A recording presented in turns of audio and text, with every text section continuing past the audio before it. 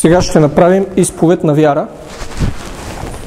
Нека да кажем заедно, вие, които ни гледате по интернет, изговорете тези думи и Господ Исус, първосвещеника на нашата изповед, ви благославя там, където сте. Бог ни дава твърде много мъдрост и разбиране. И огромност на сърцето, като пясъка по брега на морето. Аз имам твърде много мъдрост и разбиране. И огромност на сърцето, като пясъка по брега на морето. Ние познаваме и сме повярвали любовта, която Бог има към нас. Бог е любов и ние, които пребъдваме в любовта. Пребъдваме в Бога и Той пребъдва в нас. Той е желаещ и способен. И прави за нас, в нас и чрез нас. Свръхизобилно далеч над и отвъд всичко, което искаме или мислим. Безкрайно неограничено, отвъд нашите най-висши молитви. Желания, мисли, надежди, мечти и видения. В името на Исус. Амин. Бог ни е дал въоръжение, за да бъдем твърдо стоящи в триумфа, който Той ни е подсигурил. Господ Исус Христос победи дявола, победи демоните, даде победата на нас. Ние сме повече от победители. Също Той ни е дал властта да изгонваме нечисти духове, силата да изгонваме нечисти духове, да изцеляваме всяка болест. Ние сме Неговите ученици, така че по примера на Господ Исус Христос ние можем да изгонваме демони. Господ Исус Христос изгонваше демони с власт и с сила. Лука, 4 глава, 36 стих. Хората си казваха: какво е това слово, че Той с власт и с сила заповядва на нечисти духове и те излизат. Власт, екзолсия, правото да действаш, упълномощена сила. Сила, дунамис, експлозивна, чудодейна сила. Господ Исус Христос имал властта да изгонва демони, Той имал позиция над тях и също имал силата на Святия Дух за изгонването на демоните. И когато ги е изгонвал, е заповядвал с власт и с сила. Властта е достатъчна, но силата прави действието на властта по-ефективно. Приемаме властта, когато бъдем новородени. На онези, които го приеха, даде правото, властта да се нарекат Божии деца. Приемаме силата, когато бъдем след новорождението, когато бъдем кръстени в Святия Дух. Ще приемете сила, когато Той иде върху вас, Святия Дух. Така че всеки новороден вярващ има власт в името на Исус да изгонва демони.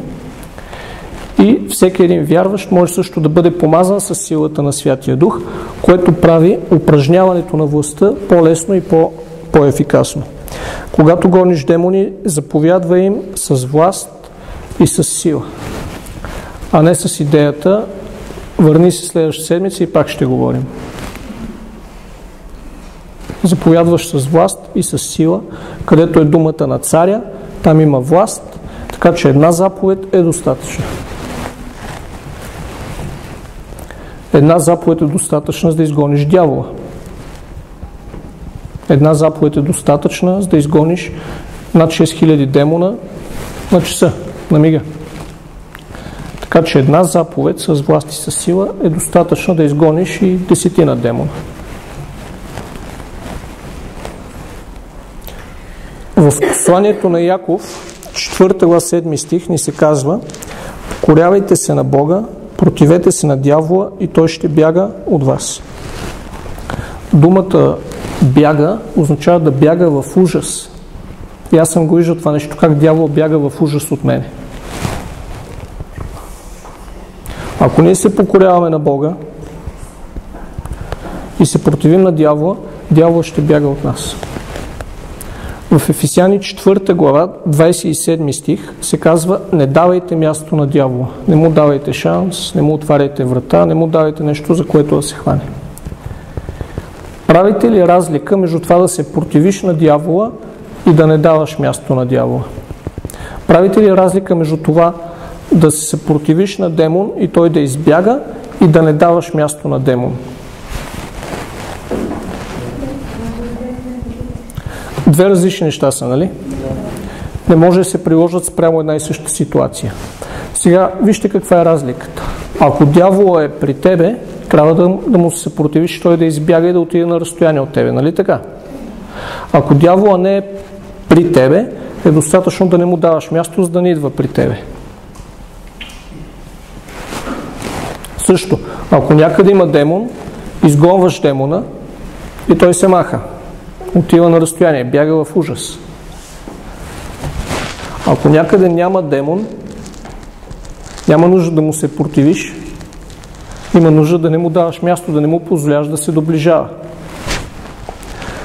В посланието на Яков, пастир Яков пише на християни, които са били дали място на дявола и в чието живот имало грях. И той им дава разрешението. Спрете да се карате, спрете да се биете, спрете да прелюбодействате, покорете се на Бога, съпротивете се на дявола и дявол ще се махне от вас в ужас. Няма вече да стои при вас, защото няма храна, няма среда. Защото ви си действате във властта. Но ако не се покорявате на Бога и ако се покорявате на дявола, няма какво да го гоните, защото вие сте му дали място и където има позволение, той ще стои там. Но ако вие се покорите на Бога и му се съпротивите, той ще избяга. Това е сигурно, това е обещание. Ще избяга на момента, даже ще избяга в ужас, но условието е да се покорите на Бога. Това е в Яков 4 глава 7 стих. Имате властта да го изгоните, въпреки че сте го пуснали. В Ефесяни 4.27 апостол Павел пише на църквата в Ефес, която е била най-зрялата или най-духовната църква. И той казва: не давайте място на дявола. Тоест, не дейте да допускате дявола. Той не е при вас, обаче вие живеете така, че да не започне той да придобива място. Християни, които имат демони, трябва да изгонят демоните.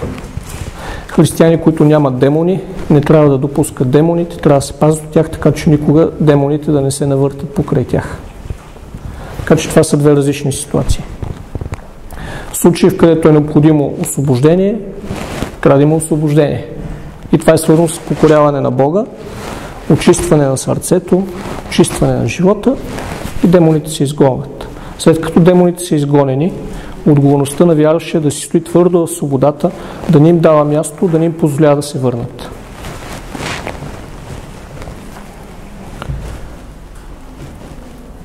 Когато Господ Исус Христос е служил Божието Слово, дори само при проповядването на Божието Слово, демони са напускали хора. Евангелие от Матей, 8 глава, 16 стих. Когато се свечери, доведоха при него мнозина хванати от бяс, той изгони духовете с една дума и изцели всичките болни. Така че това е било масово освобождение. С една дума изгони от духовете. Може да служиш на индивидуално, на лична основа. Взимаш човека, обясняваш му, учиш го, той казва: добре, искам да съм свободен, в името на Исус демони вън от него, демоните го напускат. Друг вариант. Събира се голямо множество. При някои демоните са в телата им, причиняват болести. При други демоните са в душите им, причиняват разни грехове и робства. Ти проповядваш Божието Слово, още докато проповядваш Божието Слово, под действието на Божията сила демони напускат. Хора се изцеляват, хора се освобождават. Ако някои не са били освободени още докато се проповядва Словото, след това им служиш на тях. Може с обща заповед, след проповедта, в името на Исус заповядва на всички демони да напуснат тези хора, демоните се махат, или индивидуално да им служиш. Може да е с полагане на ръце, може да е с индивидуална заповед, може да е просто с изповед на вяра. В името на Исус Бъди свободен. В името на Исус ти си свободен. И така. Така че Господ Исус Христос е изгонил доста демони. Доста демони са излезли, когато е полагал ръце и когато е проповядвал, без да ги адресира поименно, специфично и индивидуално. Просто е ходил в такова проявление на Божията сила. Аз съм виждал с очите си, също знам от служенията на братя Райхард Бонк и Тия Осборн, как още докато се проповядва Божието Слово, демони напускат. Излизат с крясък от хора. Тръшкат ги и бягат. И след това хората са нормални. Така че може да е мащабно, масово освобождение, може да е индивидуално, специфично освобождение. Господ Исус е вършил и двете неща. Когато изгонваме демони, е добре да бъдем водени от Святия Дух и да ги гоним чрез Божия Дух. Това означава, че Святия Дух ще ни помага. Святия Дух ще ни води. Евангелие от Матей, 12 глава, 28 стих.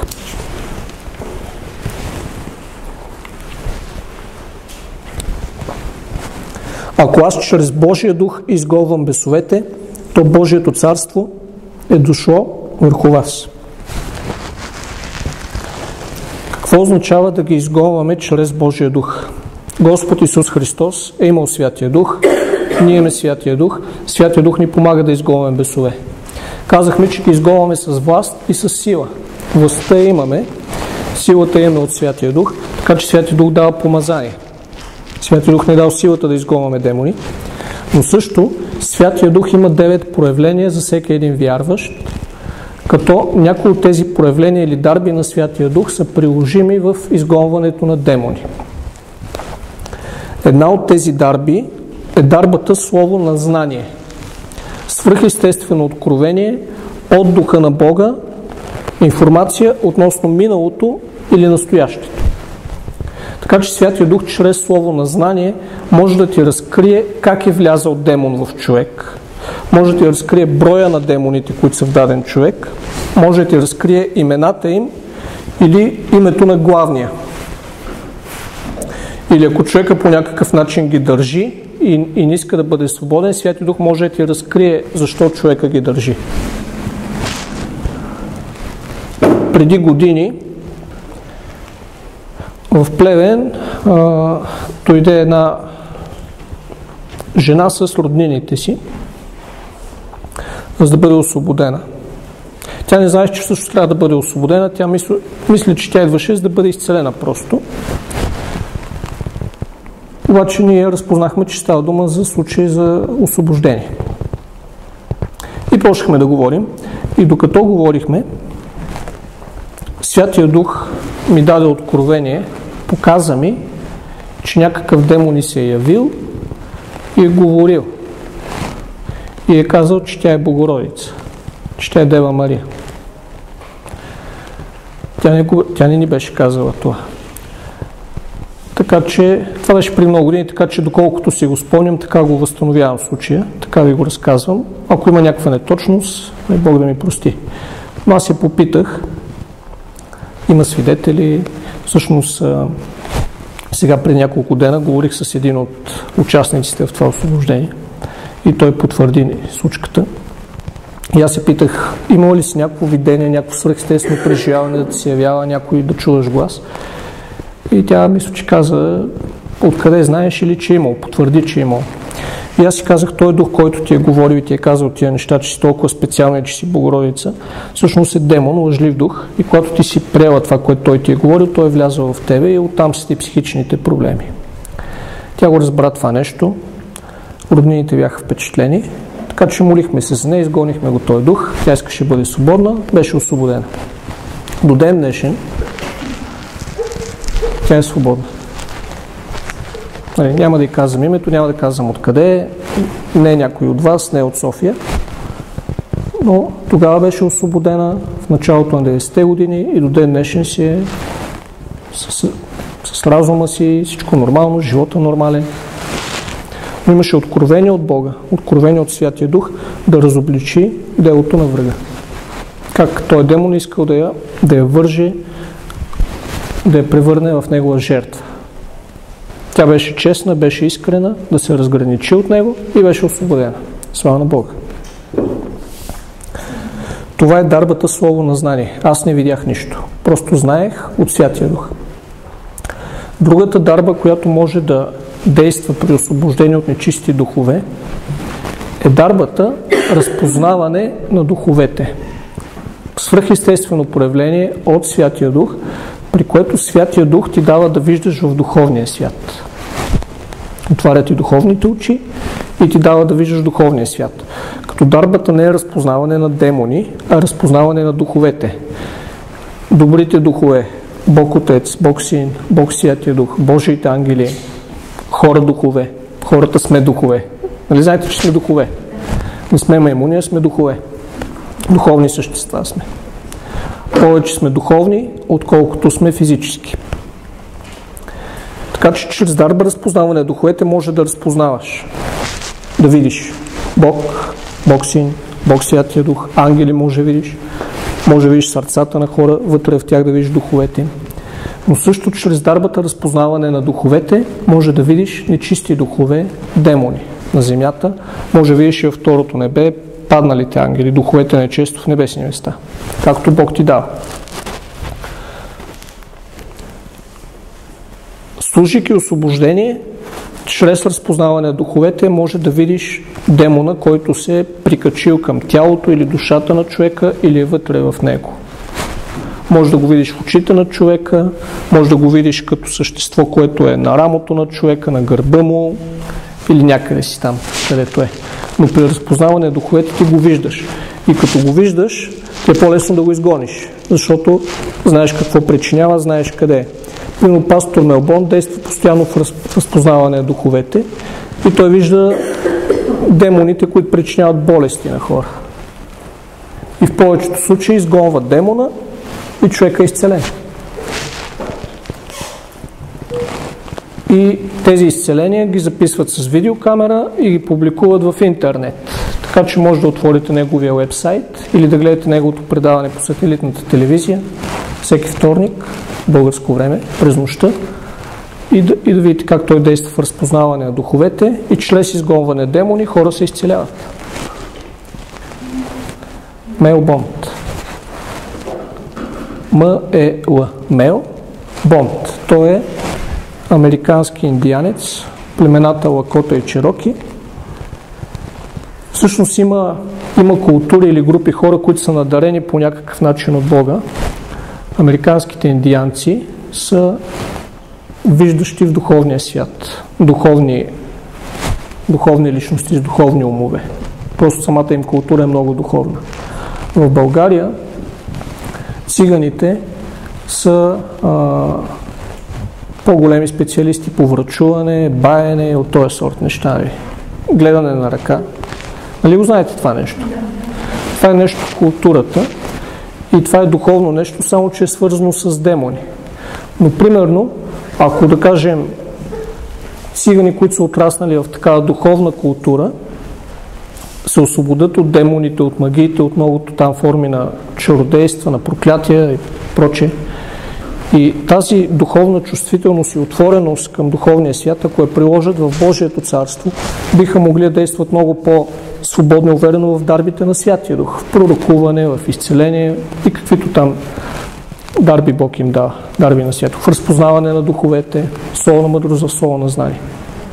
Но е необходимо, когато човек има, да кажем, чувствителност или отвореност към духовния свят, тая отвореност и чувствителност да е към Бога, към Божието Слово, към Святия Дух, който е дух на чистота, към добрия дух, Святия Дух, а не към зли духове и заблудителни духове. Това е много важно. Други хора или други групи хора, други култури, примерно са надарени, да кажем, в сферата на интелекта. Те са много добри било с математика, с компютри, някои с изобретения, други са надарени, да кажем, в сферата на музиката или на танца. Така, различни култури. Пастор Мелбонт е американски индианец, той е с духовно мислеща личност, с духовен ум и с голяма лекота и свобода действа в дарбата разпознаване на духовете. Мисля, че не съм виждал друг човек, който действа толкова точно и толкова прецизно и свободно и постоянно в дарбата разпознаване на духовете. И когато дойде в България за първи път и си говорихме предната вечер, аз го заведох до хотела, настани го там в стаята му и влязох за малко при него да си поговорим как ще текат службите. И той каза, нали, че аз проповядвам и докато проповядвам, гледам и като видя, нали, хора, на които да служа, видя някакви духове върху тях или просто, че вярата им е силна, ги изкарвам отпред и демонстрирам в индивидуални случаи, след това полагам ръце на всички. И на мен това ми звучеше като все едно, че казваше пи на една чаша вода. Така, много лесно. И на следващия ден имахме сутрешна служба и той започна да говори. И някъде в 5-та или 10-та минута от поучението посочи към съпругата ми. И имаме го на запис, има го в сайта, има го в други сайта, имаме го на дискове. Посочи към съпругата и каза едно здравословно предизвикателство или проблемче или нещо такова. Посочи го, каза точно, а ние миналата седмица бяхме ходили на лекар и това беше потвърдено. Нямаше откъде го знае, аз не му го казах, никой друг не му го беше казал.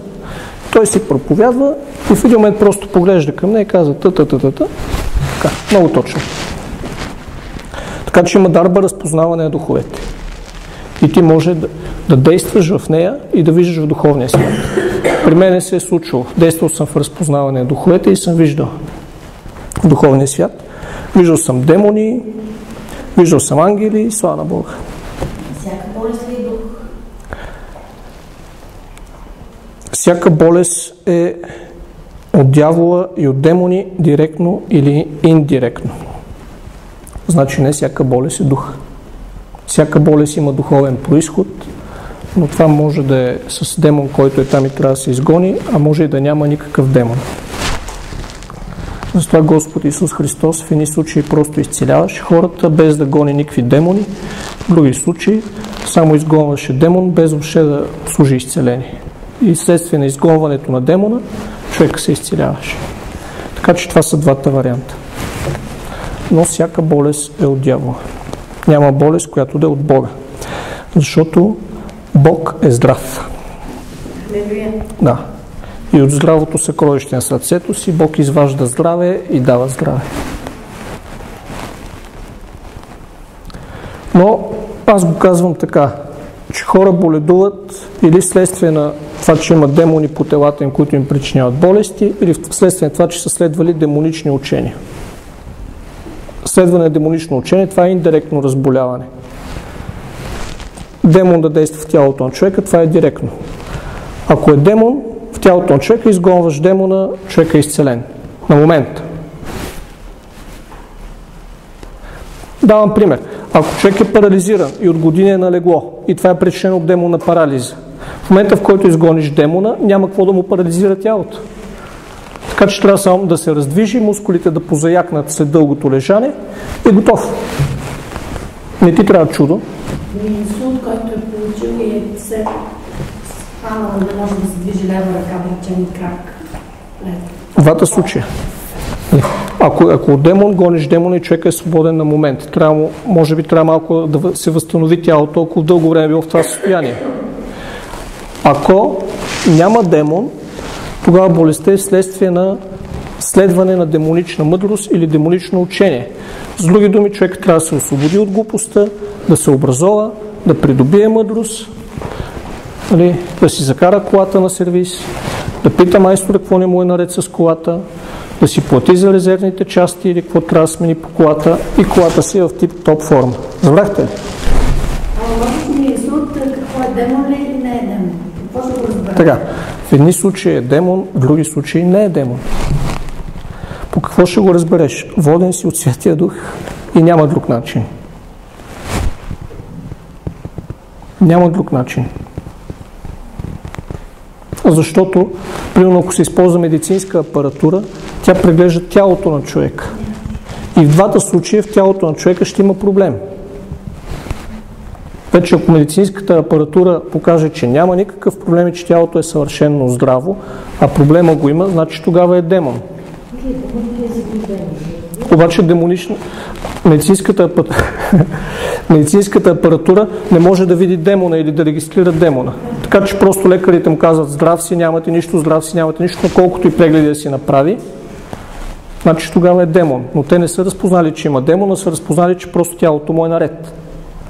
И тогава трябва духовен човек, за да разпознае, че също това е причинено от демон и че трябва да се изгони този демон. Господ Исус Христос в едните случаи изгонваше демони, в другите случаи просто изцеляваше хората. Откъде той знаеше кога да гони демони, кога да изцелява? Откъде го е знаел? От Святия Дух. Затова казва: аз чрез Божия Дух изгонвам бесовете. Каза: Духа на Господа е на мене. И за нас се казва: водените от Божия Дух, те са Божии синове.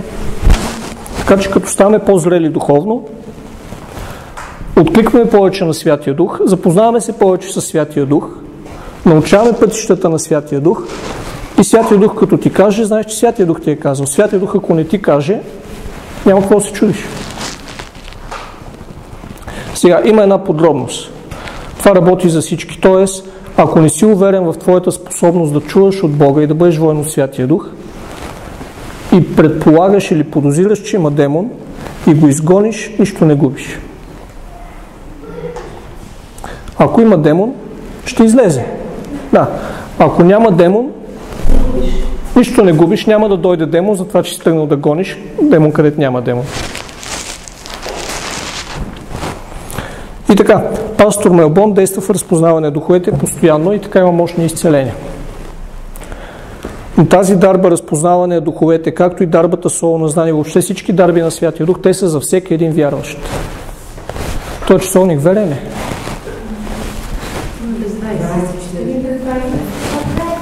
Добре. Святия Дух разкрива имената на демоните и техния брой. Евангелие от Марк, 16 глава, 9 стих. Мария Магдалена, от която Господ Исус Христос беше изгонил 7 бяса. Откъде е знаел, че са 7? Как се е разбрал, че са били 7? Или тя ги е знаела и е казала, нали, изгони сега от мен 7 бяса. Той тръгнал да ги гони и като излезе си дете, казва: ето излязоха, знам вече, няма ги. Или просто Святия Дух му е показал. По-малко вероятно е да се разчита на информация, която те са дали. Нали, излиза един демон и казва: аз съм номер 1. Излиза номер 7 и казва: аз съм номер 7, аз съм последния, няма други. Но това не може да разчиташ. Защото са лъжци. Даже някой път са казвали нали, християни гонят демони. Излезе ли? И демон казва през устата на човека: излязох.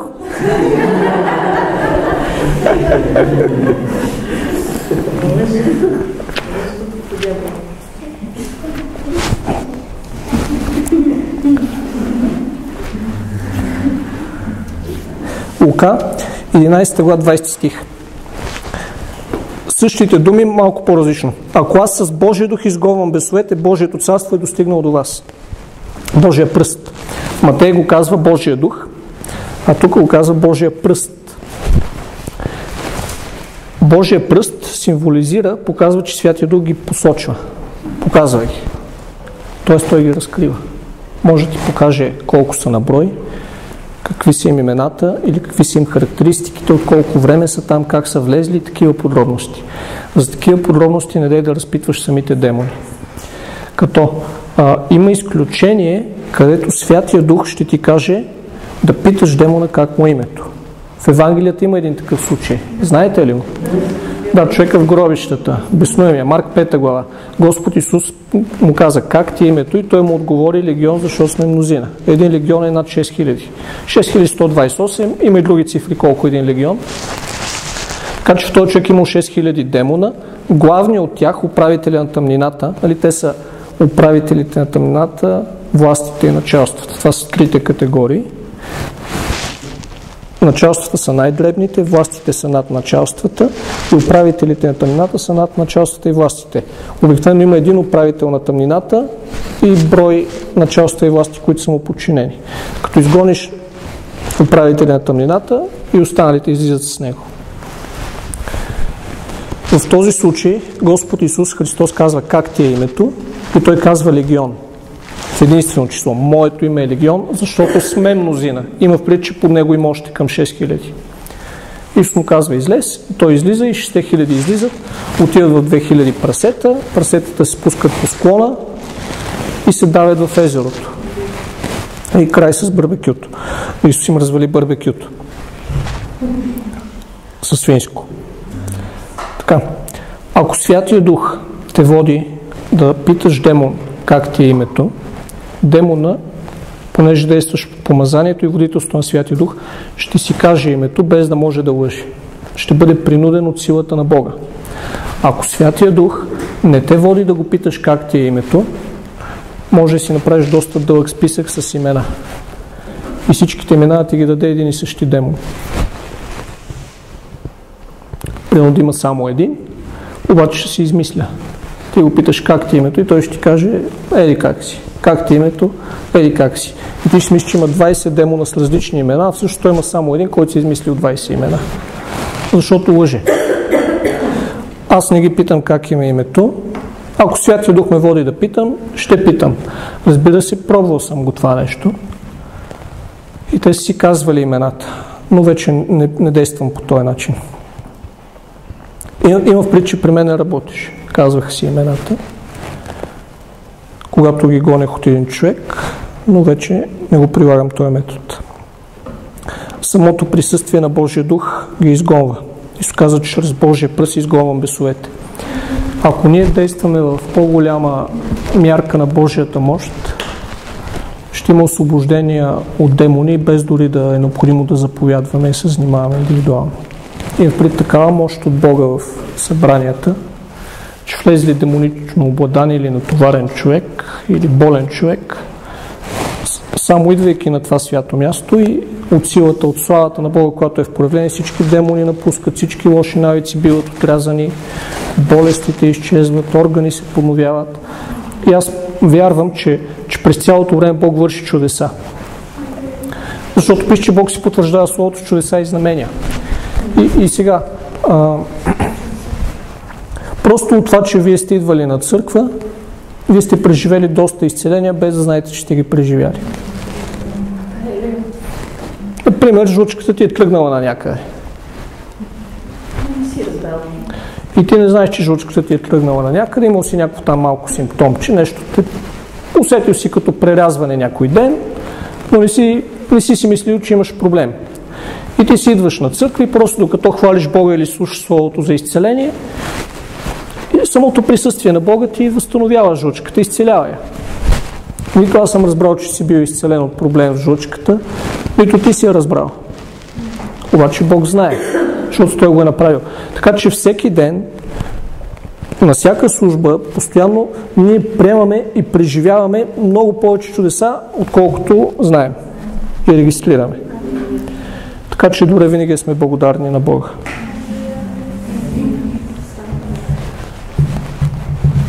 Нека се изправим, за да благодарим на Бога.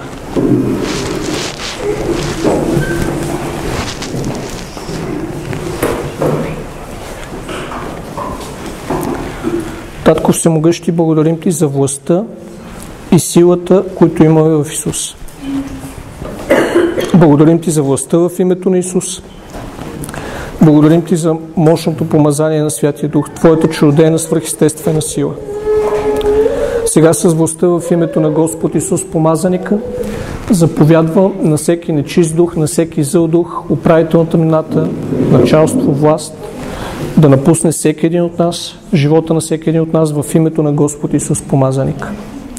А заповядаме, че духове, махнете се от Божиите хора и не се доближавайте до тях в името на Исус. Помогни Господи на всеки един да си приеме пълната свобода и да живее и да стои твърдо в пълната свобода, която Ти си му осигурил. Приеме Твоята чудодейна сила, Господи, да ни обнови телата, да ни изцели телата, Божие, органи, които са за смяна с нови органи, да бъдат сменени, Божие. Приеме творчески чудеса в името на Исус. Благодарим Ти, Господи. Нека светлина, разбиране и разпознаване да дойдат в нас, Боже, от Тебе, от Твоя Святия Дух в името на Исус. Въведи ни, Господи, Научи ни, Татко, как да действаме с по-голяма лекота и с по-голяма увереност в дарбите на Святия Дух. Благодарим Ти за проявленията Слово на знание, благодарим Ти за проявленията разпознаване на духовете Божие. Благодарим Ти за това, че Ти работиш в нас в името на Исус. Ние се предаваме на водителството на Твоя Святи Дух, предаваме се на Твоята мъдрост, Божие, в името на Исус. Амин.